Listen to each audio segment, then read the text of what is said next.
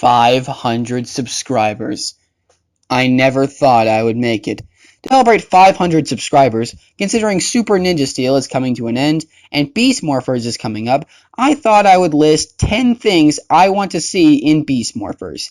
These are in no particular order, except for maybe the first few. I'm not making this video for Hasbro by saying, you must do this in Beast Morphers. These are just some things that I would like to see in Beast Morphers, and some of these might be suggestions to Hasbro in the extremely unlikely chance someone from Hasbro is watching this. So, without any further ado, let's just jump into it. We all know about Power Rangers Ninja Steel, how recently it's been taking away from the actual Power Ranger stuff and focusing more on hammering in morals of the day that nobody cares about when we're watching a show called Power Rangers. It's almost like for the writers of Ninja Steel, the actual Power Ranger stuff is just an afterthought. Because of this, I want Beast Morphers to get right what Ninja Steel got wrong, by giving more focus on the actual Power Ranger stuff. I know it's important to teach kids important life lessons, however, that's not why we watch the show. Even if there needs to be morals of the day in each episode, they need to be delivered more like sage wisdom and advice, not hammered into the episode, taking away from the actual reason we watch the show. I want to see the Power Rangers do Power Rangers related stuff again. Make their fight against evil the primary focus. The Rangers' regular lives should be left on the sidelines, not the other way around like with Ninja Steel. Unlike most seasons of Sentai, Go Busters usually did their morphing sequences on location instead of using stock footage. So why haven't we seen this done in Power Rangers yet? Yes, I do know stock footage is easier to reuse, and yes, I also know that Power Rangers has done an on-location morph every once in a while.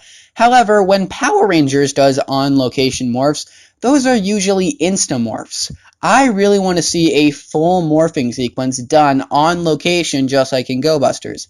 Come to think of it, they pretty much have no choice. Every morphing sequence in Go Busters is done on location. Although I do suppose they could just copy the Go Busters morphing sequence into green screen stock footage, just like the Zyuohger morph in Dino Charge.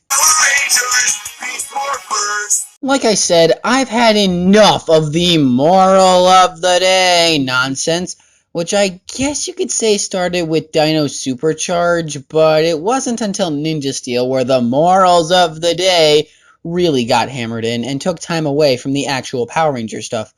Like I said before, I know it's important to teach kids important life lessons. However, you could still do the morals of the day while still focusing on Ranger stuff. Have the morals be delivered more like sage advice and informational wisdom. For example, in my favorite episode of Power Rangers Samurai, Forest of Trees, Mentor G helps Mike master his forest symbol power so he can prove he's worthy enough to pilot the Beetlezord. If this was written in Ninja Steel, the moral would simply be trust in your heart and believe in yourself, which is something that has been said a million times and is extremely generic. In Samurai, and to a lesser extent Super Samurai, the morals were delivered so subtly to the point where you didn't even know there was a moral, and it was incorporated into the story of the episode. This is something even the Megaforce seasons tried to get right. Yeah, when Megaforce and Super Megaforce are doing something better than your Power Rangers season, you know you're doing something wrong. With Ninja Steel, nothing separates it from any other season I've seen. The plot is repetitive, the characters are uninteresting, the comedy, if you can even call it that, is facepalm worthy at the very worst. Ninja Steel is just an overall mess, and I'm ashamed to call it a Power Rangers series. Yes, I know. Power Rangers is primarily intended for kids. However, kids are not stupid and deserve a lot better than what Ninja Steel is offering. Kids don't need their hands held when watching a show they want to like. Eventually, they're gonna get tired of the same repetitive bullcrap and move on to something that offers something different than Power Rangers. For Beast Morphers, all of that should be reversed. The plot should be engaging. Make me sympathize with the characters. Heck, go the extra mile and kill off a character to show kids death does exist. All that sounds a lot better than just a group of people become ninjas, nothing happens for 40 episodes. Okay, thanks, bye. Go Busters didn't have a collectible gimmick, resulting in low toy sales, which at the time, collectible gimmicks were responsible for an increase in toy sales. Keep in mind, this was 2012, where collectible gimmicks were kind of new. Because of this, I would like to see an original collectible gimmick that will increase toy sales for Power Rangers. I know this is unlikely, seeing how the toy sales for both Ninja Steel seasons haven't exactly been all that great, but who says future Power Rangers seasons will suffer the same fate? If it was up to me, I would make the gimmick flash drives or computer chips. These will come from the powers of the Buddyroids, or Beast Bots as they'll be called in Beast Morphers, which can be used to access different attacks and powers, and summon new Zords by inserting them into the weapons and Morphers. But Nick, I know all you butthurt trolls are saying in the comments, a collectible gimmick didn't exist in the Sentai footage, so creating an original collectible gimmick just for the Power Rangers toy line wouldn't make any sense. That reminds me, there's this thing called original footage. They can create original footage with the Rangers using the gimmick and integrate it into the Sentai footage. But then again, that would cost a lot of money on Hasbro's part, so I guess you have a point there. Congratulations, Internet Trolls, you're kind of right about something. Here's your trophy. Also, unlike most seasons of Sentai, the Megazord cockpits for Go Busters don't come together in a single cockpit, but rather keep the Rangers in their own individual cockpits. This is something never before seen in Power Rangers, and we have yet to see. I am getting sick of wasting time and money on creating original cockpits just so the Rangers can do synchronized ninja fighting moves for 2 minutes every episode.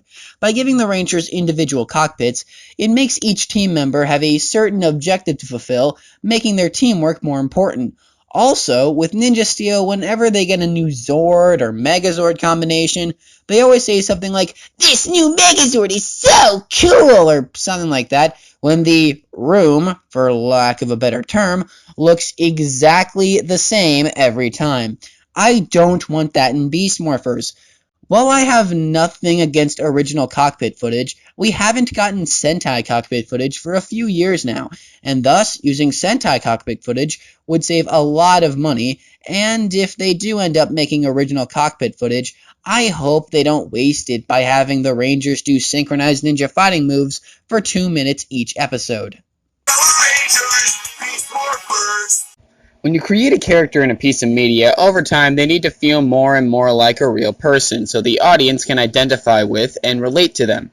This is something the 2017 movie understood, but the show is failing at. To explain how little character development matters in Ninja Steel, I was going to compare a previous Red Ranger like Wes or Casey to Brody, but I feel like that's been done before. So I'm going to go the Kiro Ninja route by comparing Preston to a previous Blue Ranger. Of course, I'm referring to Justin from Turbo. Of course I'm kidding, it's Sky from SPD. When we first meet Sky, he's a natural-born leader, but also still has much to learn. Because of this, he becomes the Blue Ranger, and the rank of Red Ranger goes to Jack, the Power Rangers' answer to Robin Hood. When Sky encounters a monster that might have information about his father, Jack lets Sky borrow his morpher to become a Red Ranger and properly avenge his father. Eventually, Sky does become a Red Ranger, and if Bridge is to be believed in Once a Ranger, the commander of SPD. Now, what do we know about Preston? We know he spawned a passion for magic at a very young age. Then when he became the Blue Ranger, he becomes a real wizard. That's pretty much it. In fact, that's pretty much it, is how I would describe the character development for Ninja Steel. For Beast Morphers, the Rangers need to feel more like actual people. A little advice to the writing team of Beast Morphers, I just want one thing out of Beast Morphers. Make the Rangers interesting. Make them feel like actual people, not cookie-cutter high school stereotypes. For example, if the Red Ranger in Beast Morphers has a happy-go-lucky attitude, make him have a reason to act happy-go-lucky. Don't have him just be like the live every day like it's your last stuff that we've heard a million times. Maybe he lost both of his parents in the Morph X event, and he acts happy-go-lucky to make himself forget about that dramatic event. I don't want this red, blue, yellow team to feel like if Casey, Sky, and Summer were on the same team. Actually, that sounds like a really good Go Busters fanfic the more I think about it. Now, this is completely unnecessary.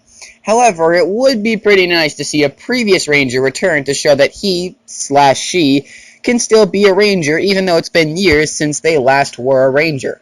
I'm not saying we need to bring back JDF as Tommy again. After all, Tommy has been so many Rangers to the point where he can basically form his own Power Rangers team out of all of his previous other Ranger forms.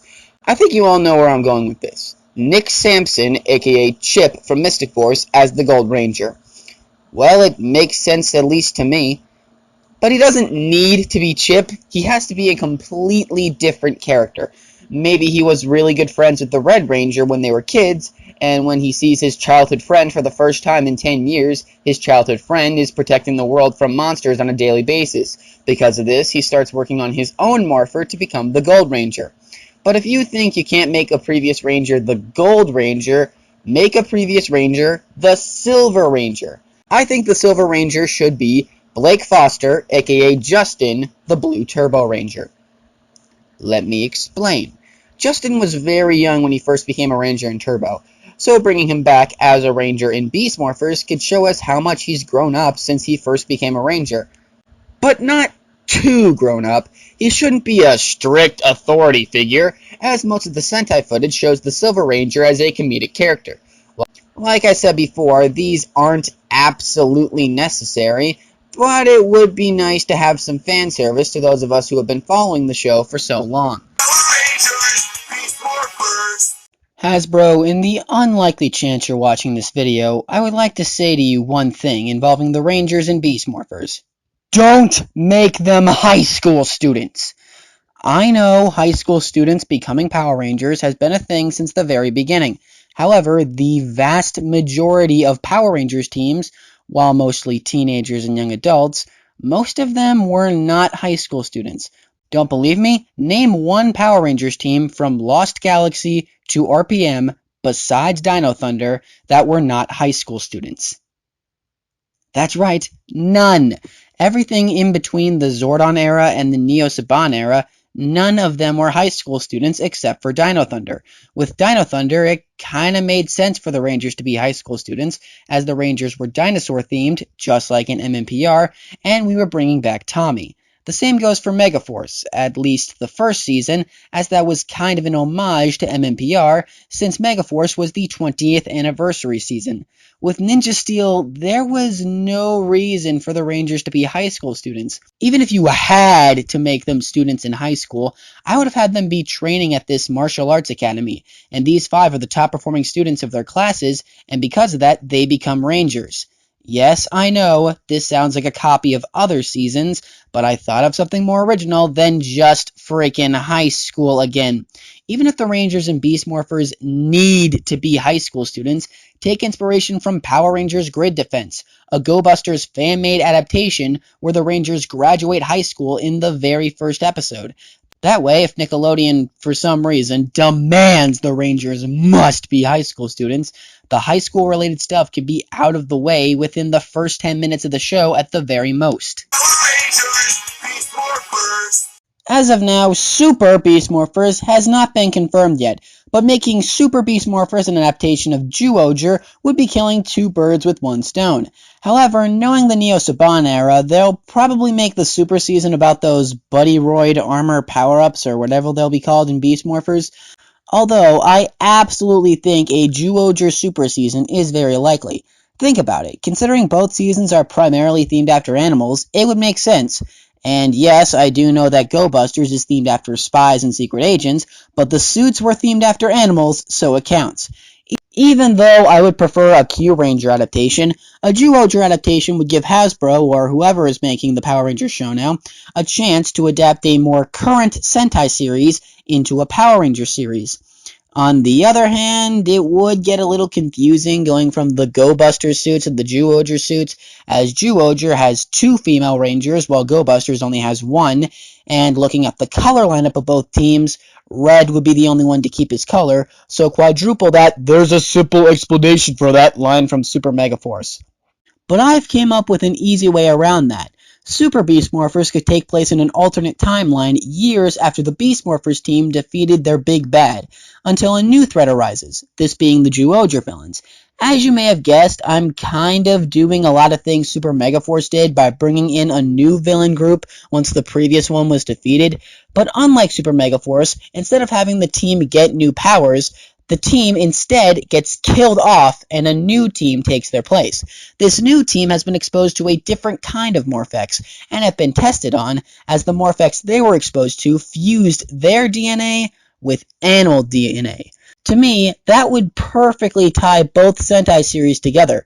Who knows, maybe Beast Morphers will only be 1 season and then we get a Tokyuger adaptation. But that's getting ahead of ourselves. Did you guys know it's been over 10 years since the last proper Power Rangers team-up, meaning a team-up of 2 separate Ranger teams? It would make no sense to bring back either the Super Megaforce or Dino Charge cast, as both seasons happened a few years ago, and the Sentai movies the crossovers would be based off of are several years old by this point. I know there's no Sentai footage of Go Busters and Ninja, but that doesn't stop the makers of the show from making the crossover 100% original footage. And this is not a new concept. Another Power Rangers crossover has done it before, and it's considered to be the best Power Rangers crossover ever. If Saban wasn't willing enough to continue the yearly Power Rangers team-up that Disney left off, maybe Hasbro will, since Hasbro, as I stated in a previous video, is one of the most successful toy companies of all time. So Hasbro could have enough money in Beast Morphers' budget to plan a crossover episode with the Ninja Steel team. And hey, I don't hate the Ninja Steel team. The actors are all doing the best they can with the stuff they're given. But in a crossover episode under the guidance of Hasbro, the Ninja Steel team could finally get some proper character moments for them as Rangers. Don't make it too one-sided on one of the teams. Both teams should get their chances to shine. Even in the very unlikely chance we don't get a crossover episode, I think that would definitely be a missed opportunity on Hasbro's part. At least we could have some hope for other Power Rangers team-ups in the future. And that's it. Those are the 10 things I want to see in Power Rangers Beast Morphers. What do you want to see in Beast Morphers and why? Let me know in the comments below. Thank you all so much for 500 subscribers. Make sure you guys like, comment, and subscribe. And of course, as always, until next time, see ya.